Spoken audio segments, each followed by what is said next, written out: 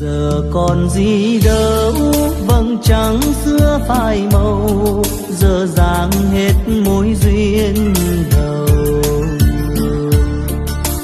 Trời là mưa ngâu cho mắt em u sầu, khi mình cách xa nhau.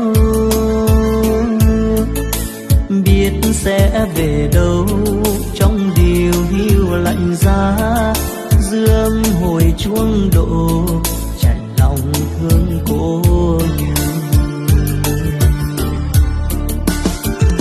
Ta xa nhau biết tìm em chốn nào, mắt lệ sao tuôn trào nghẹn ngào giây phút chia ly.